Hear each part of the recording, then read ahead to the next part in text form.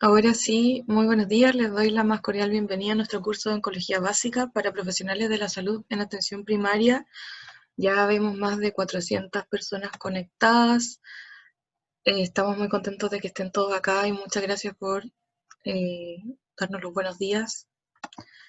Este curso es patrocinado por la Fundación Chile Sin Cáncer y agradecemos también a nuestro auspiciador Teva. Y ahora los voy a dejar con el doctor, perdón, me salté una parte. El chat para comentarios generales durante la presentación, interactuar con el resto de los panelistas y el Q&A o preguntas y respuestas para dejar las preguntas al expositor. Las va a seleccionar luego el doctor Peña en la parte de preguntas. Y también les quiero recordar que las clases grabadas se encuentran en la página web de la Fundación Chile Sin Cáncer. Les voy a dejar el link en el chat en un momento por si alguien no lo tiene. Y para los que ya están preguntando, la evaluación del curso va a ser el día 30 de octubre y es online también. Esa información se la voy a enviar pronto también vía correo electrónico. Ahora sí, los dejo con el doctor José Peña, el director de nuestro curso. Hola, buenos días.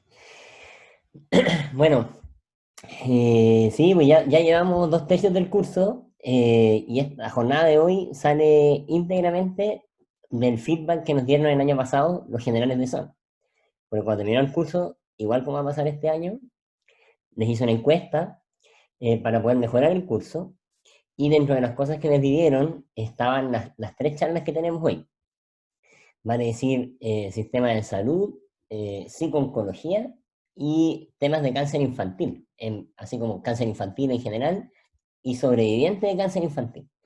Así que todas estas jornadas, producto del feedback, todas estas jornadas son temas que le interesaban el año pasado a 60 generales de zona, así que espero que también les interesen a ustedes.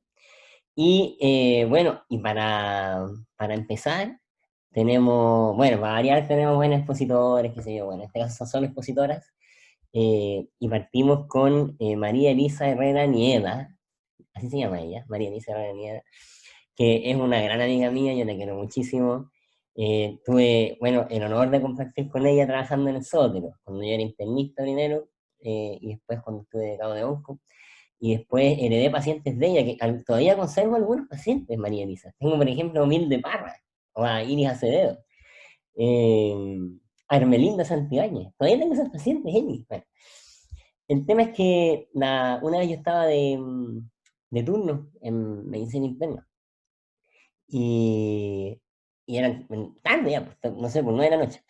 Y de repente veo una figura dispuesta sobre una ficha, pero en ese tiempo la ficha era a mano.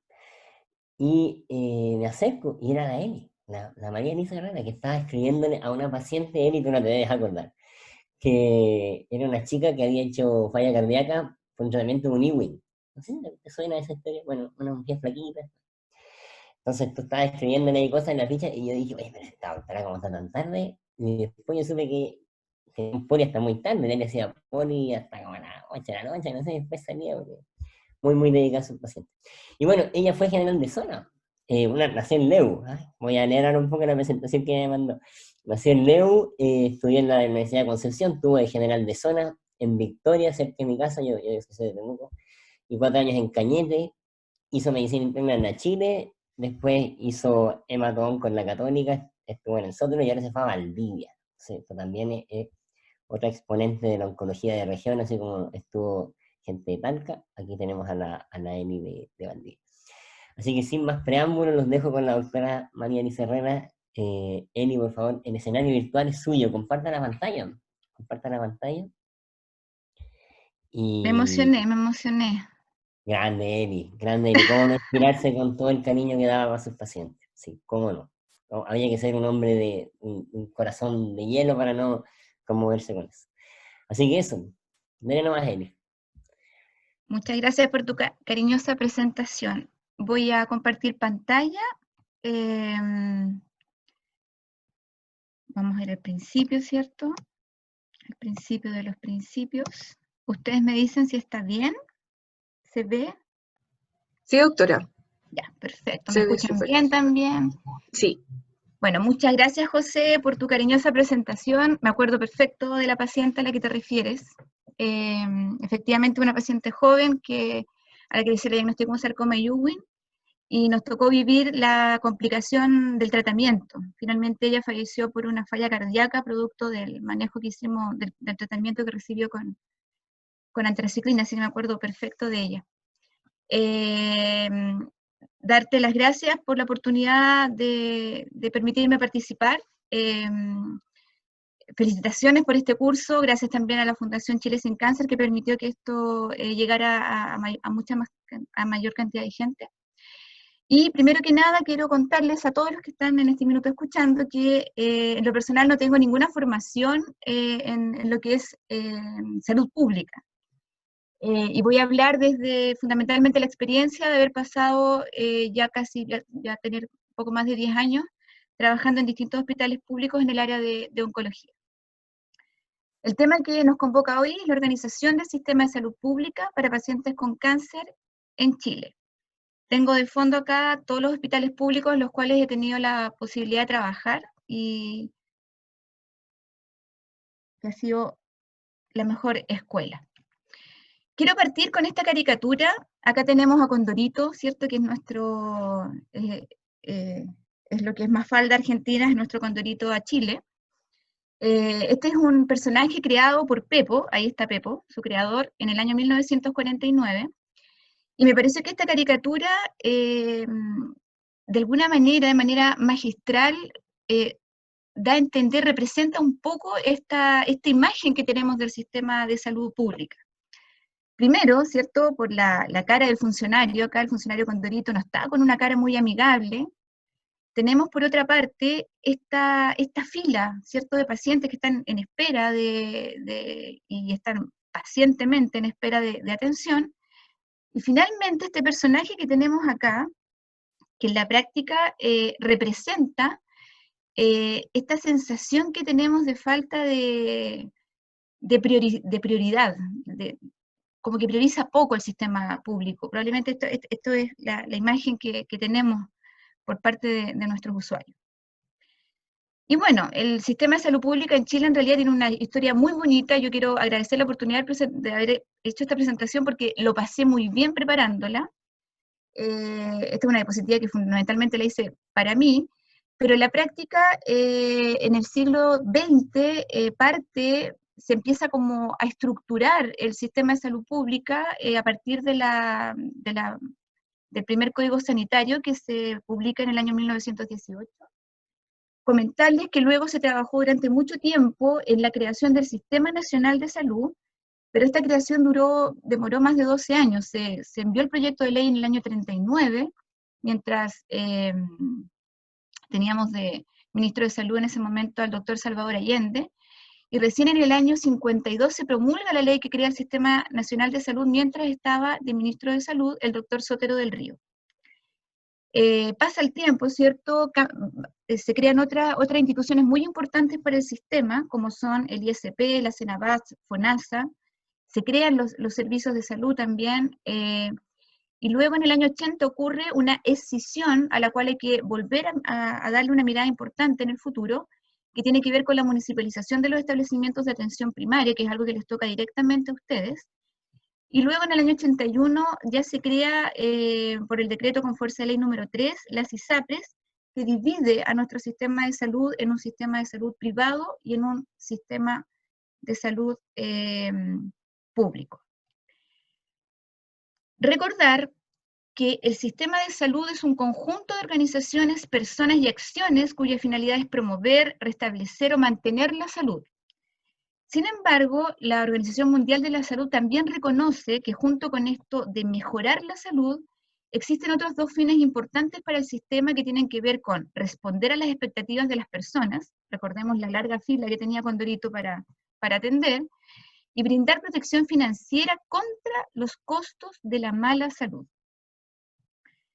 Y los valores que deben guiar a los sistemas de salud son el derecho de toda persona al goce del grado máximo de salud, la equidad y la solidaridad. Dicho esto, vamos a ver si en Chile nos vamos a preguntar si es el cáncer un problema de salud pública. Y esto ya lo han revisado en varias de las presentaciones a las cuales ustedes han tenido acceso, ¿cierto? Saber que cáncer es la segunda causa de muerte en Chile y que ya en varias regiones es la primera causa. 3 chilenos mueren cada hora a causa de cáncer. 7 de cada 10 chilenos tenemos algún familiar directo con cáncer. Cáncer es la primera causa de carga de enfermedad en nuestro país, superior a la carga de enfermedad que significan en este minuto las enfermedades cardiovasculares. Nosotros representamos el 14%. Y algo que es fundamental para entender la relevancia que tiene el hacernos cargo de esta enfermedad y en tratar de cambiar la historia de los pacientes con cáncer en Chile, que es que 1 de cada 3 muertes puede ser evitada si se diagnostica y si se trata a tiempo. Acá estamos hablando de un tema de oportunidad. Recordar que es muy importante en esta enfermedad, ¿cierto?, las determinantes sociales de la salud, que tiene que ver fundamentalmente con estas condiciones socioeconómicas, culturales y medioambientales, que en la práctica generan patrones que son de desigualdad e inequidad en las maneras de vivir, de enfermarnos y de morir. Y es tan trascendente el tema de cómo los determinantes sociales de la salud impactan en la salud de una persona, que tienen mucha más relevancia que incluso el sistema de salud. Se considera que los determinantes sociales de la salud impactan en el 50% de nuestra salud en general, y el sistema de salud representa un 25% en el impacto. Y Chile es un país bello, ¿cierto?, muy heterogéneo en su geografía, muy heterogéneo en sus costumbres, tiene muchas diferencias, al igual que el cáncer, ¿cierto?, que tiene una distribución muy heterogénea en cuanto a su incidencia a lo largo del país. Nosotros sabemos que tenemos diferencias socioeconómicas importantes en varios sectores, y desde el punto de vista epidemiológico es un país donde son relevantes algunas condiciones que se dan, por ejemplo, en Antofagasta, en relación a algo que ya está muy estudiado, que tiene que ver con la contaminación que vivió la segunda región, en el agua que bebieron durante muchos años con arsénico, y que tiene relevancia porque es lo que impactó en la aparición de mucho cáncer pulmonar, cáncer de piel y cáncer de vejiga. Y en el sur de Chile, que es donde tenemos mayor incidencia de cánceres digestivos, tiene que ver también con estas longanizas ahumadas que nos gustan, ¿cierto?, de Chillán, el mayor consumo de merquén, mucho consumo de carnes y poco consumo de vegetales en el sur, y nuestra etnia mapuche, que también tiene que ver con la mayor incidencia de cáncer de vesícula en las regiones, sobre todo en la 8ª, 9ª y 14ª y 10ª regiones. Y Chile, además, tiene estas características que le hacen tener particularmente mucho factor de riesgo. Somos una población fumadora, el 33% del país fuma. También tenemos un porcentaje elevado de un consumo riesgoso de alcohol, el 11,7% de la población tiene un consumo riesgoso de alcohol. Somos un país que come poca legumbre, que come mucha sal, comemos poco pescado, a pesar de tener un litoral tremendo. Somos un país que come poca verdura y fruta, el 15% solamente de los chilenos come 5 porciones de fruta y verdura al día. Somos un país sedentario, y además, esto que está al final, que nos duele harto, somos un país con mucha obesidad y mucho sobrepeso. Solo el 25% de nuestra población tiene un peso normal. Así que en la práctica tenemos muchos factores de riesgo, de los cuales también en el tema de la prevención tenemos que hacernos cargo. Y esta diapositiva la vuelvo a mostrar, yo sé que la han visto en otras presentaciones y me alegra que la coloquen en primera plana, porque tiene que ver con lo impactante que es en la tasa de mortalidad por cáncer en Chile nuestro nivel educacional. Acá tenemos a la izquierda la curva de los varones, acá a la derecha tenemos la curva de las mujeres, donde vemos que en la práctica las personas que no tienen un nivel educacional versus aquellas que tienen un nivel básico, medio y superior, en mortalidad hay una diferencia que en realidad es impresentable. Y si bien las curvas tienden a ser un poco, en los últimos años tienden a acercarse, aún son un problema, sigue siendo un problema mayor. Desde el punto de vista de salud pública, es muy relevante este tema que tiene que ver con la distribución de nuestra población según la afiliación al sistema previsional de salud. Y lo que sabemos es que actualmente casi el 80% de los chilenos está adscrito a FONASA, ¿cierto? Tenía acá algo que no me funciona. Se me quedó pegada la presentación. ¿Me escuchan bien? ¿Sí? Sí, doctora, se escucha. Se me quedó Sí. pegada. Ahí está, perdón. No, Me ahí había está. quedado pegada. Bueno, acá quería destacar, ¿cierto?, que casi el 80% de nuestra población está afiliada al sistema público de FONASA. Y esto tiene bemoles no menores, dado que en la práctica el sistema de ISAPRE, que es el sistema privado de salud, tiene una capacidad de seleccionar que en realidad impacta finalmente en resultados.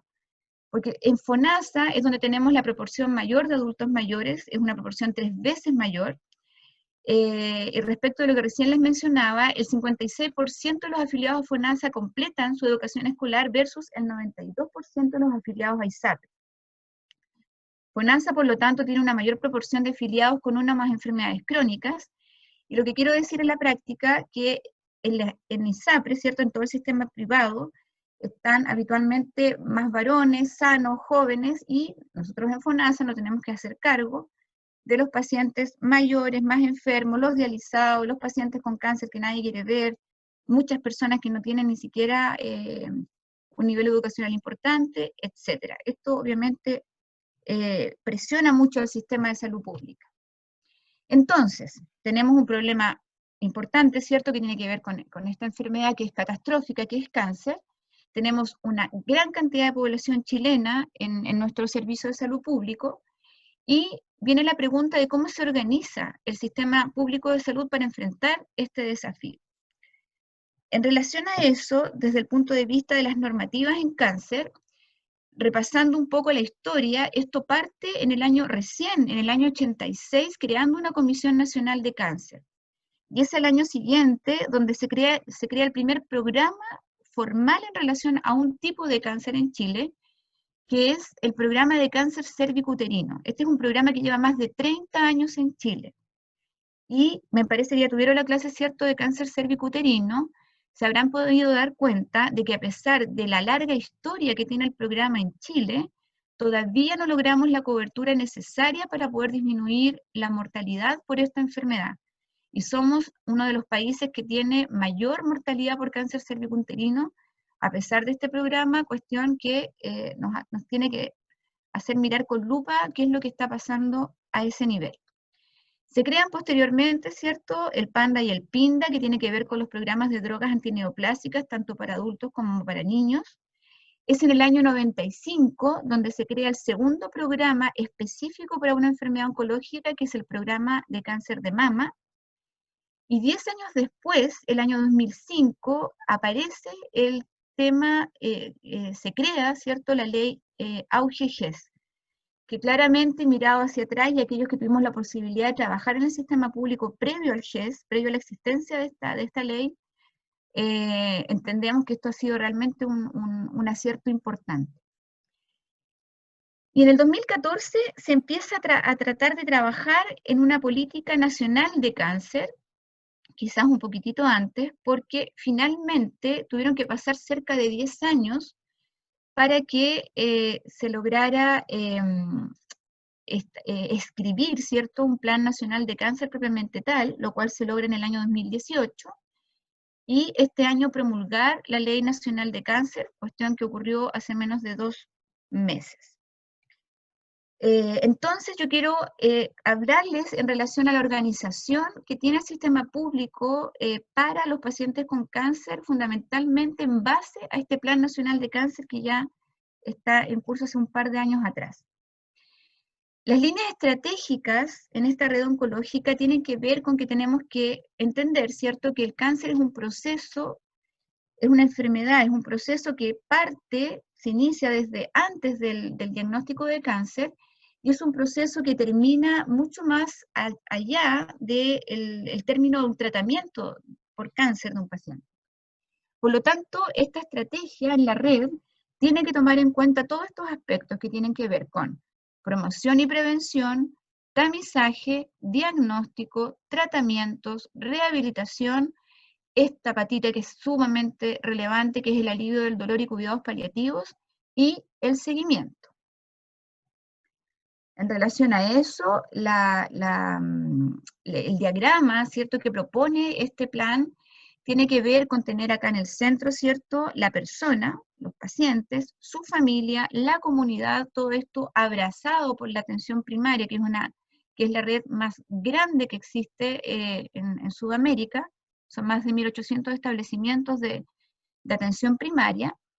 Y la atención primaria, la incorporación que hace este plan de la atención primaria al plan de cáncer, tiene que ver fundamentalmente con preocuparse de la promoción y la prevención, ¿cierto? Y también tener acá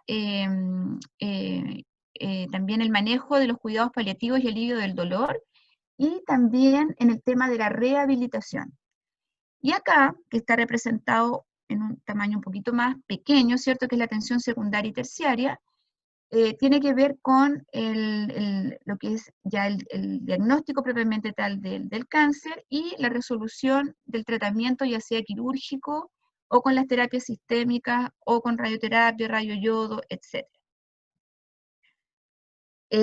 Este mapa lo quise colocar fundamentalmente para mostrar, ¿cierto?, tener como la visión general de lo que es la distribución geográfica de la red actual, pero quiero que pongan atención en la orfandad que tiene el norte de nuestro país, donde ya varias regiones tienen como primera causa de muerte el cáncer, y también lo que ocurre acá en el extremo sur de nuestro país, donde claramente la red actual está muy concentrada fundamentalmente en lo que es la región metropolitana y en el centro del país.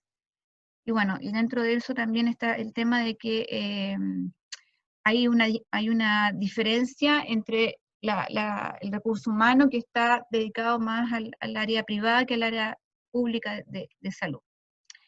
Entonces, respecto de la organización en el sistema público, para los pacientes con cáncer, este plan busca, en este minuto primero, categorizar los hospitales en relación a la cirugía oncológica.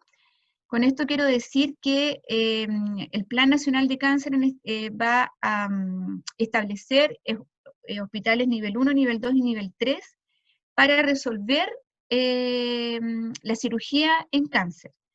Nosotros tenemos cirugías que son mucho más complejas, que tienen que ver, por ejemplo, con cirugías de cabeza y cuello, con cirugías en cáncer de recto, cáncer de esófago, que lo que va a tratar de hacer este plan es de centralizarlas en hospitales que tengan más experiencia en esta patología.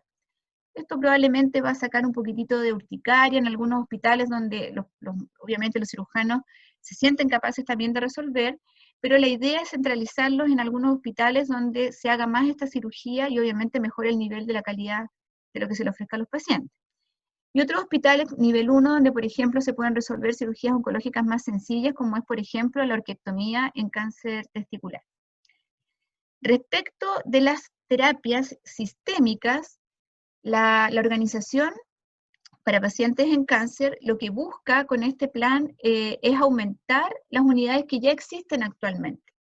Entonces, en este mapa que está acá, en rojito, están las unidades que existen actualmente, y en azul se agregan las unidades que se quiere proponer. Algunos lugares crecen y hay otros lugares donde, por ejemplo, acá en Atacama, se quiere crear una nueva unidad de quimioterapia ambulatoria.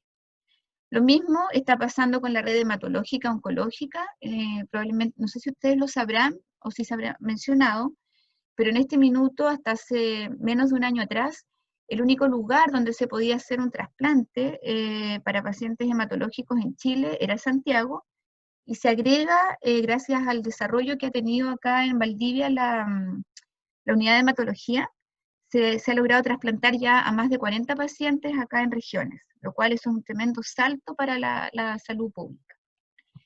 Respecto a radioterapia, está pasando lo mismo. De hecho, ya con el tema de este plan de de cáncer, de este Plan Nacional de Cáncer, y con el respaldo de la ley nacional que recién se promulgó, están ya llegando equipos de radioterapia a varios centros que ya están formados. La red de radioterapia, si bien es escasa en cuanto a la cantidad de lugares que tienen radioterapia pública, en general la cobertura es bastante aceptable, sobre todo si nos comparamos con otros países de Latinoamérica. Pero esta red tiene que fortalecerse, sobre todo tomando en cuenta que lo que queremos es que ojalá los pacientes puedan tratarse en sus regiones de origen, cuestión que en estos minutos es imposible. Así que, resumiendo un poco, ¿cierto?, este organigrama de la red oncológica, como se está visualizando en este minuto, tiene que ver con tener un referente asesor oncológico ministerial, bajar, ¿cierto?, trabajar hacia comisiones macrorregionales. El país lo están dividiendo en macrorregiones, tanto en el norte, en el centro como en el sur. Y esto que es muy importante, trabajar a través de un referente oncológico en cada servicio de salud. Sabemos que son 29 servicios de salud en Chile, con un consejo técnico local de cáncer que involucre equipos clínicos, asistenciales y administrativos. Entonces, eso es en cuanto, ¿cierto?, todo el tema de lo que es como la organización para el tratamiento de los pacientes, pero viene una pregunta ahora en relación a cómo acceden los pacientes a estos tratamientos que recién les acabo de perfilar. Bueno, mecanismos de acceso para estas diferentes etapas del tratamiento tenemos varios. El principal en este minuto es la ley AUGES, que es una ley, ¿cierto?, donde la cobertura para los pacientes con cáncer tiene que ver no solo con tratamiento, sino que además con el acceso y la oportunidad en el diagnóstico. Se agrega la ley Ricarte-Soto, que les voy a comentar, que fundamentalmente tiene que ver con el acceso a algunas drogas oncológicas. Está este otro mecanismo, que es el programa de prestaciones valoradas, que está sufriendo en este minuto un cambio importante, y probablemente esto va a desaparecer en el próximo año, y desaparecer porque en el fondo va a virar a otro tipo de sistema mucho mejor para los pacientes. Está algo que aparece hace un año atrás, que es el Comité de Drogas de Alto Costo del MinSal, y los comités de farmacia locales, que también pueden hacer algo en algunos hospitales en relación a un mecanismo de acceso para tratamiento sistémico para algunos pacientes. Entonces, respecto de lo que es el AUGES, que es la ley 19.666, este régimen, esta ley fundamentalmente tiene que ver con un régimen general de garantías. ¿Y qué es lo que se garantiza? Por una parte se garantiza el acceso, otorgando, ¿cierto?, asegurando el otorgamiento de las prestaciones cubiertas por este beneficio. Garantiza oportunidad, o sea, el GES en la práctica le mete a este sistema plazos para que los pacientes recorran este camino de una manera un poco más expedita. El GES además garantiza protección financiera, con un copago máximo de los pacientes, y también garantiza calidad, asegurándose que las prestaciones sean otorgadas por un prestador individual profesional o un prestador institucional acreditado. Estas son las condiciones en este minuto. Acá están las patologías GES, donde están involucrados cáncer. Tenemos varios y se han agregado, ya han habido 5 inclusiones. El primero, cáncer cervicuterino, que es el GES-3. Tenemos alivio del dolor y cuidados paliativos para cáncer avanzado, es GES, cáncer de mama, los cánceres infantiles, cáncer de testículo en adultos, linfoma en personas mayores de 15 años. Está incluido también como parte de buscar impacto en cáncer, la colecistectomía preventiva del cáncer de vesícula, el cáncer gástrico, cáncer de próstata, leucemia en población mayor de 15 años, cáncer colorectal, cáncer de ovario, epitelial, cáncer de vejiga, osteosarcoma, y se agregan el año pasado cáncer de pulmón, cáncer de tiroides, cáncer renal y mieloma múltiple. Este es el formulario de constancia GES, ¿cierto? Que es un formulario donde el médico, cuando hace el diagnóstico de esta patología, de alguna de estas patologías que recién les mencioné, tiene que notificar por ley, esto es una obligación que tenemos los médicos de notificar por ley, para que el paciente pueda acceder a estas garantías, en el caso de las patologías que recién les mencioné. Todo esto está publicado tanto en páginas del MinSal como también en las páginas de la Superintendencia de Salud, y quise colocar en esta presentación como modelo el cómo está el GES en cáncer de mama para que lo revisemos con un poquito de detalle. En cáncer de mama tenemos acá al usuario, ¿cierto?, que puede tener sospecha, ya sea clínica o por algún examen radiológico, alguna mamografía, una ecografía, de tener la sospecha de tener un cáncer de mama. Esta sospecha se maneja en el consultorio, en el CESFAM, puede también ser en un centro de diagnóstico terapéutico, los CDT, ¿cierto?, centros de referencia de salud, que ya son centros que están en el nivel secundario, o en el hospital. Entonces, este paciente al cual se le sospecha, esta paciente a la cual se le sospecha un cáncer de mama, se deriva, ¿cierto?, para que se le haga el diagnóstico, lo cual fundamentalmente va a ocurrir con una biopsia, para luego ser derivada al tratamiento que corresponda, y luego de tratada esta paciente va al seguimiento. Todo esto está garantizado en esta ley GES. Pero ¿cómo funciona en la práctica? En la práctica hay tiempos de espera, ¿cierto?, donde frente al diagnóstico desde la sospecha hasta el diagnóstico hay un plazo por ley de 45 días, y luego que uno tiene el diagnóstico hay un plazo por ley de 45 días para realizar la etapificación. Y yo sé que ustedes ya lo revisaron en la clase de cáncer de mama, que tiene que ver con la realización, ¿cierto?, de un escáner de tórax, abdomen, pelvis y un cintigrama óseo, y alguna imagen de cerebro en aquellas personas, en aquellas pacientes donde sea pertinente. Y luego que ya tenemos a la paciente diagnosticada y etapificada, viene la etapa de tratamiento, donde hay un plazo máximo de 30 días para que la paciente reciba su primer tratamiento por cáncer de mama, el cual puede ser, como ustedes también lo revisaron, o cirugía o quimioterapia, ¿cierto?, preoperatoria o neoadyuvante, o puede ser una paciente que probablemente vaya solo a un tratamiento con hormonoterapia. Como sea, el tratamiento que sea, la ley establece un plazo de 30 días desde el diagnóstico para partir su tratamiento.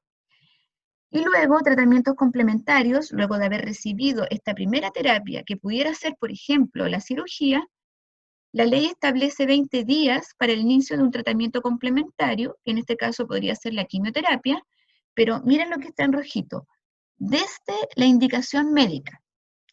O sea, ¿con esto qué quiero decir? Que es posible que una paciente con cáncer de mama se opere hoy, que estamos a 21 de octubre, que esta biopsia esté a fines de noviembre, que con la biopsia se discuta a lo mejor en diciembre en un comité de mama y se defina llevar la quimioterapia, y que desde ahí el acceso de esa paciente a un oncólogo médico puede durar incluso 1 o 2 meses, dependiendo del hospital donde se encuentre, para recién partir ese tratamiento varios meses después de operada. Así que esa es una letra rojita que no es, que está aquí en letra roja, que no es un tema menor. Y luego está la etapa de seguimiento.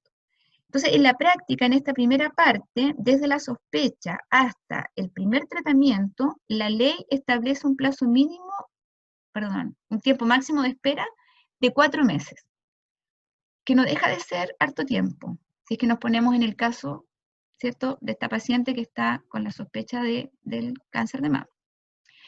Y acá está el flujograma clínico, donde vuelve a estar acá, ¿cierto?, en esta primera parte del flujograma, el consultorio público o privado, de donde surge la paciente, la mamografía, el resultado de la mamografía, tengo un puntero acá, me parece, ¿cierto?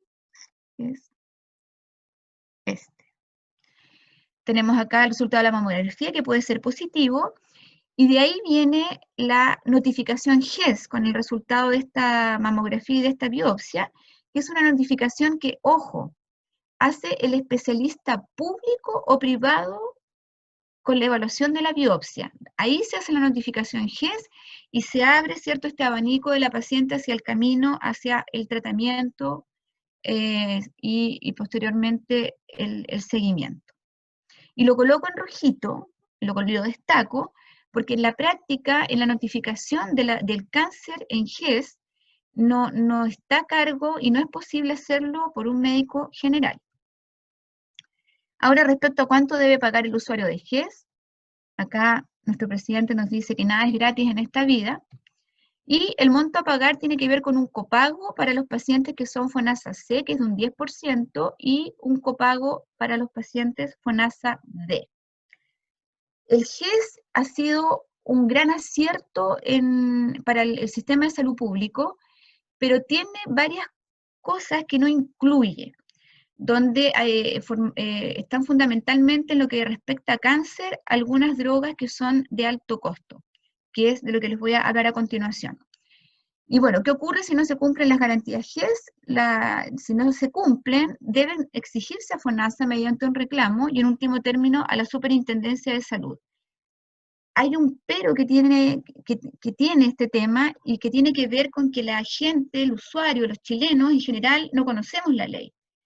Y la ley GES no la ha leído, en realidad el usuario habitual no la revisa.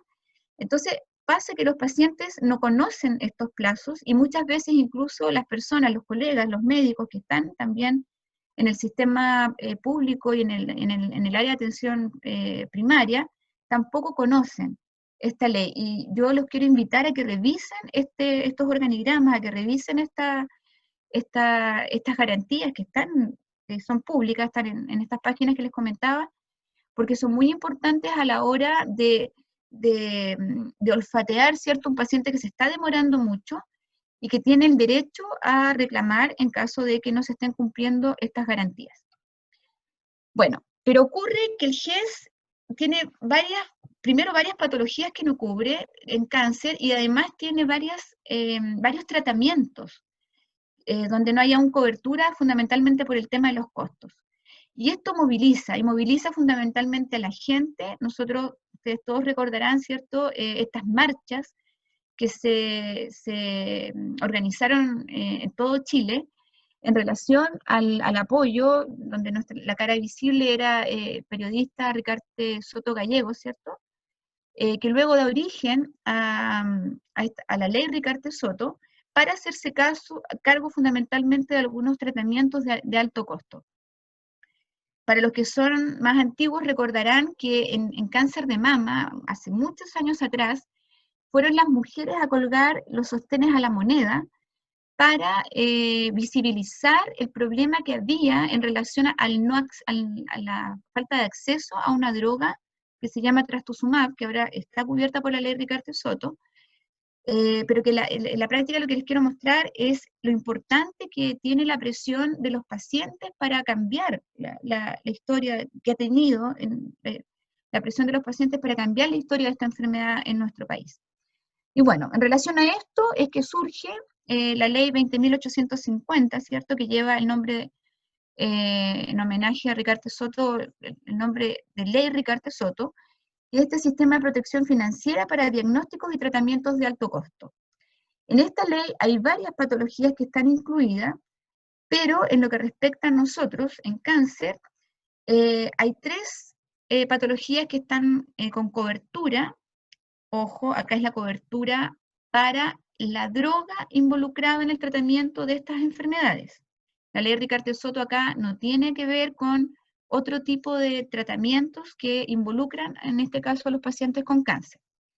Entonces, en ley Ricardo Soto está incluido cáncer de mama, ¿cierto?, con el trastuzumab, los tumores neuroendocrinos de bajo grado de páncreas, a los cuales se les entrega tratamiento con sunitinib o everolimus, y en GIST irresecable metastásico está incluido el tratamiento con imatinib. O sea, si uno mira esto, de hecho, Ricardo Soto no se habría podido tratar con la ley que lleva su nombre. Los pasos para acceder a este beneficio son en general bastante fáciles. El médico oncólogo tiene que entrar y proponer al paciente en una plataforma que hay online, que es bastante amigable de llenar.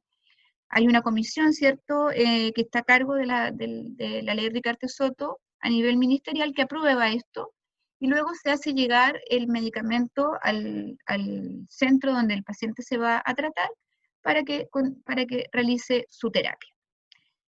Esto que es el programa de prestaciones valoradas, que era la tercera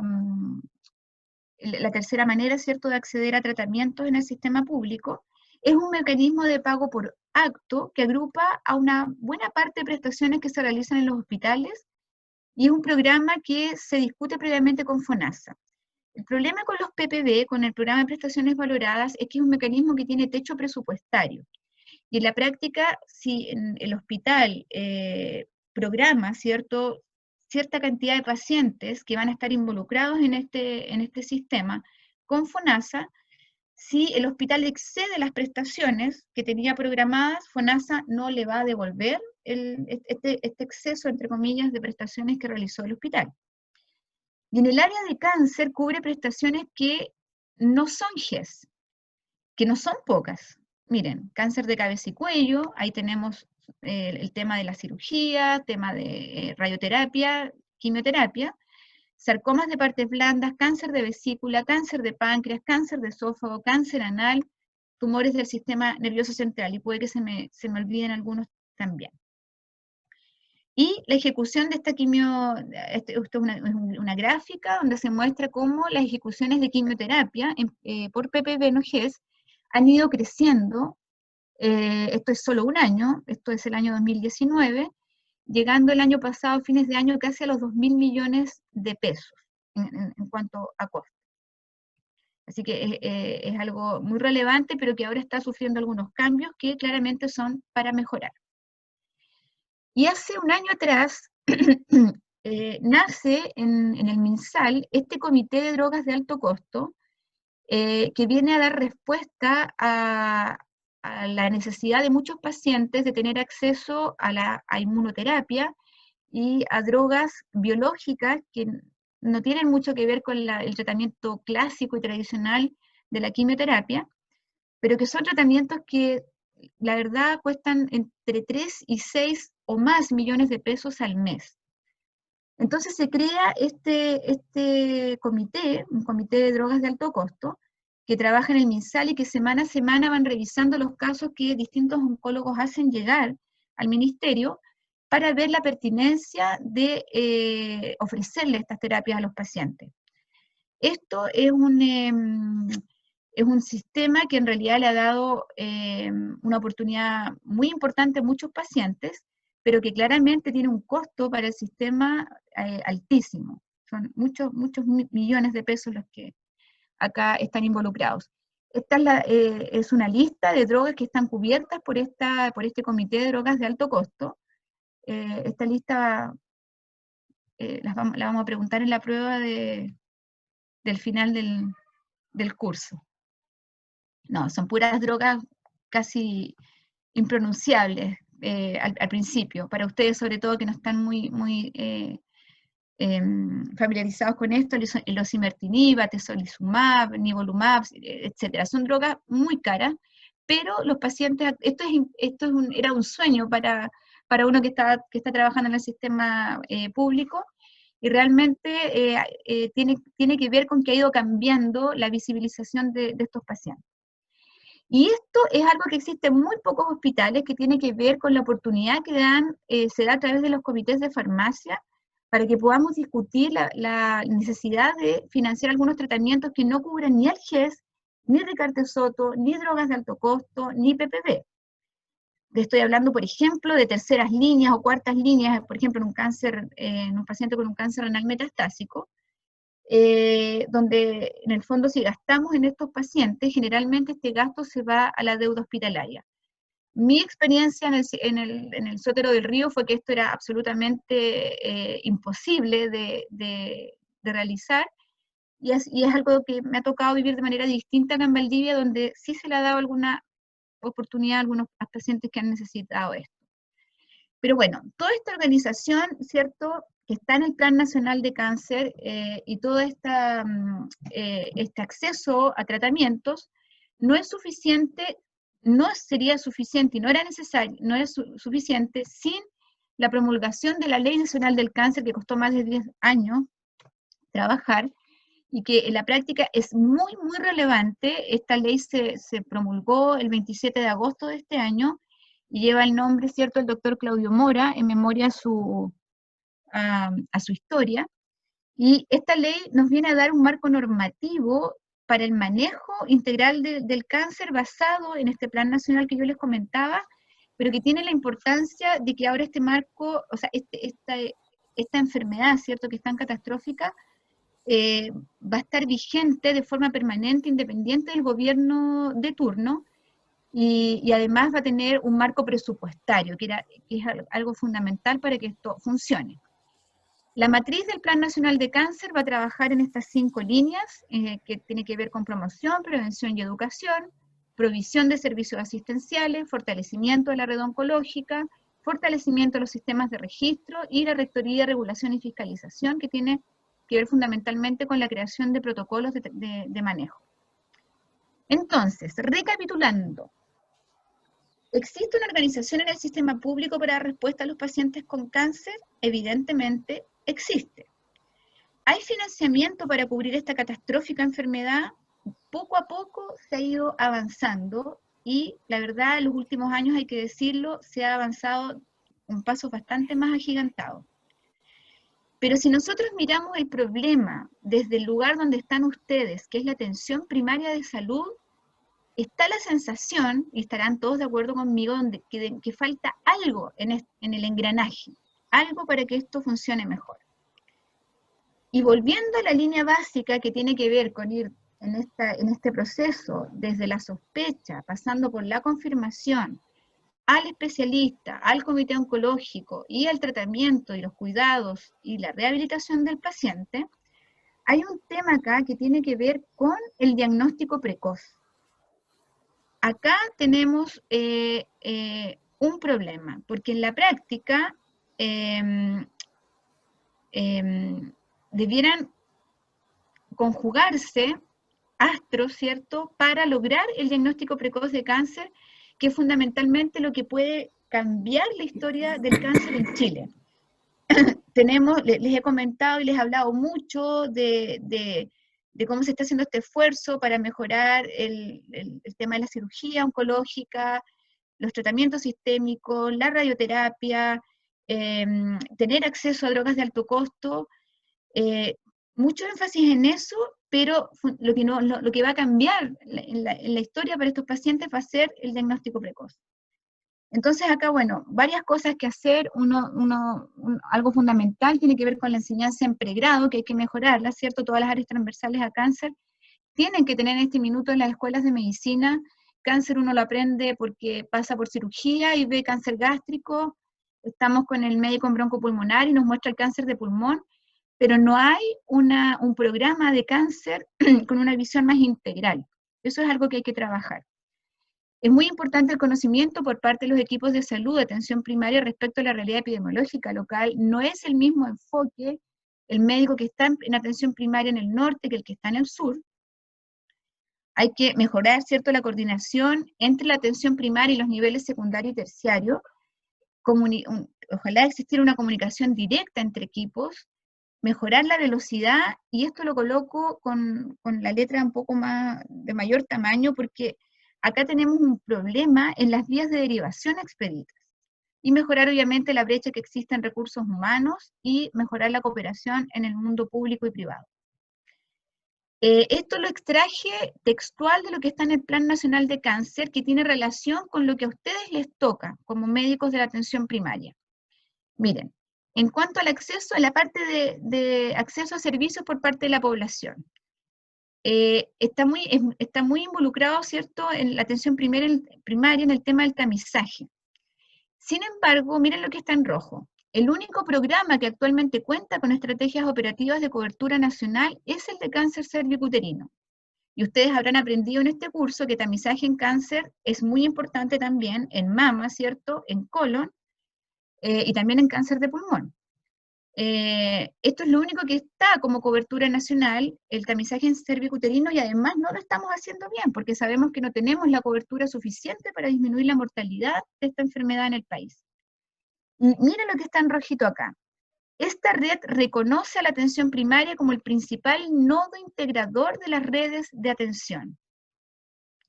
Esto, en la red de cáncer, está acá todo, ¿cierto? La estrategia que yo les mencioné en un principio, y acá está la atención primaria, que en la práctica está dentro de esta red de cáncer, está tomada en cuenta, ¿cierto?, en la importancia que tiene la atención primaria en promoción, prevención, tamizaje, y luego hay un gran vacío para llegar acá al seguimiento, rehabilitación y cuidados paliativos.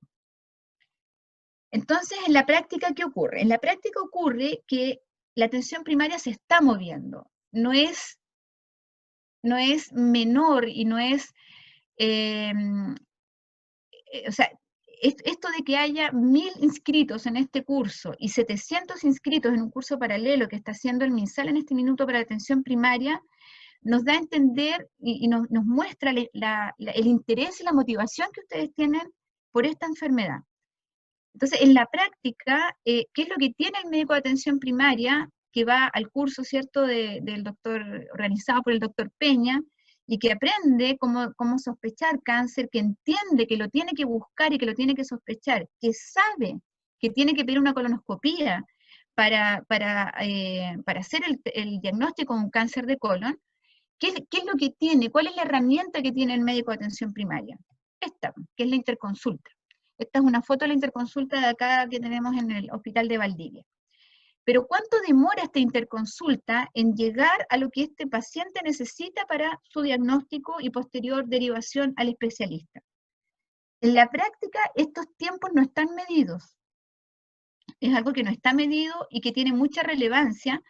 Nosotros en algún minuto en el Sotero del Río revisamos los datos de los pacientes con cáncer de colon y de recto, y había pacientes que demoraban hasta 1 año y medio, desde que partían con síntomas hasta que llegaban a su diagnóstico, recién al diagnóstico. Entonces, la atención primaria, yo creo que efectivamente tiene que ver con esto inicial, que es el tamizaje, ¿cierto? Pero hay que dar más herramientas en la atención pública, en la atención primaria, pero además tenemos que mejorar esas vías de derivación. Esas vías de derivación no están escritas formalmente en ninguna parte, y es en lo que tenemos que trabajar, yo creo, para efectivamente llegar a lograr que este paciente avance de una manera más expedita. Les quiero comentar muy cortito la experiencia del Centro de Oncología Ambulatoria que está en el Hospital Sotero del Río, donde trabaja José, donde tuve la suerte de estar al principio de los principios. Esto es un proyecto de desarrollo en cáncer que se realizó con aportes público-privados y que permitió construir un centro de atención muy digno para los pacientes con cáncer del Servicio de Salud Metropolitano Suroriente, y que en este centro, que muchos pacientes confundieron inicialmente con un banco, porque quien aportó acá desde el punto de vista privado fue el Banco de Chile, y llegaban muchos pensando que era un banco. Permitió aumentar el número de oncólogos médicos acá en este centro. Antes, en realidad, en Sotero del Río, en oncología médica propiamente tal, había muy poquitas horas. Esto se quintuplicó, se incorporaron enfermeras coordinadoras que son claves, se sumaron psicólogos, psiquiatras, kinesiólogos, se reorganizaron los comités oncológicos, se dio origen a un nicho de formación para profesionales transversales a cáncer y se promovió la investigación en cáncer. Entonces, este es un ejemplo de un modelo que sería ideal replicar en otros lugares del país, y donde lo importante es conectarlo con la atención primaria, que ahí hay un debe que tenemos, en el cual tenemos aún que trabajar. Entonces, en este monito quiero representar un poco cómo yo siento que estamos ahora. Estamos en este minuto, estamos moviéndonos, hay interés, hay motivación, están estos cursos, tenemos la sensación de que queremos cambiar efectivamente, queremos hacer realidad este sueño de cambiar la historia del cáncer en Chile, pero lo que no nos puede ocurrir es esto, que después de este movimiento, de esta aguja que está para todos lados, no caigamos nuevamente en una línea plana.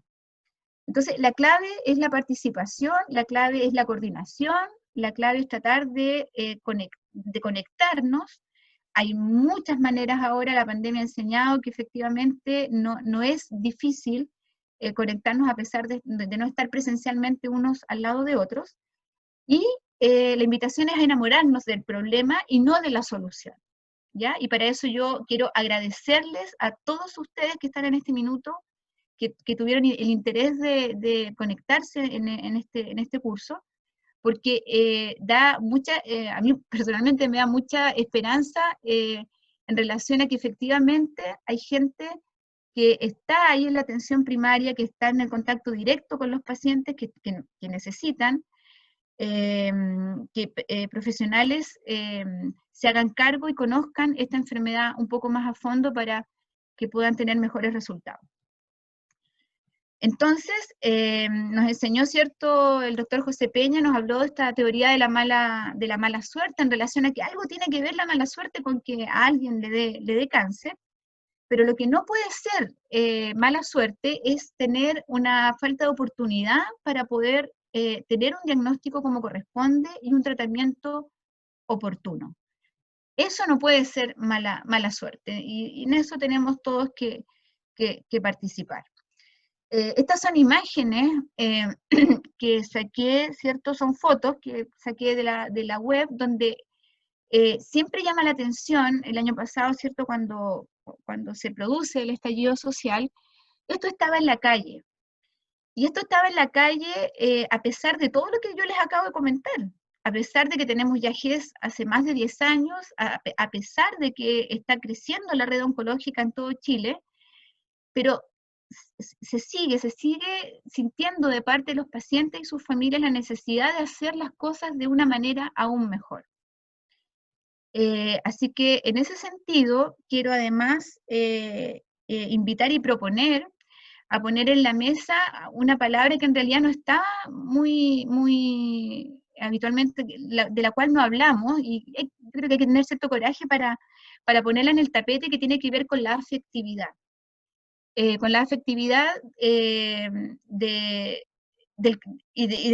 Que también obviamente va a involucrar el compromiso que vamos a tener cada uno de nosotros para poder enrielar toda esta línea de trabajo que está recién empezando, ¿cierto? En cuanto a mejorar nuestro impacto en los pacientes con cáncer. Y por último quiero terminar con estas fotos, ¿cierto? Que son de Lebu, para aquellos que les gusta la reineta, los choritos, el cochayuyo, la nalca. Todos tenemos nuestro refugio personal, ¿cierto? Este es el mío. Así que la invitación a que conozcan esta hermosa caleta que está en la provincia de Arauco. Y bueno, eso era lo que les quería contar hoy día en relación a la organización del sistema de salud pública para los pacientes con cáncer. Grande, Emi. Oye, María Elisa, bueno, muchas gracias por tu presentación, donde obviamente transmite, ¿cierto?, la pasión por esto. Y como decía la gente ahí en los comentarios, que se nota mucho, no lo decían así, pero pusiste que no sabía de salud pública, pero claro, tenés mucho carrete en el sistema público y eso se transmite. Muy bien, ahora, las preguntas están buenas, pero no tenemos tiempo para preguntas en vivo, entonces, Eli, porque la Eli se anduvo pasando, pero igual la quiero mucho. Puta, no me di Entonces, cuenta, 9:30. Eli, se puede responder ahí en el Zoom. No sé si te sale a ti el preguntas y respuestas. Sí, estoy tratando de salir Entonces, acá de yo voy a ir dejar escribiendo de algunas respuestas y tú escribes otras. Y ahora ya está la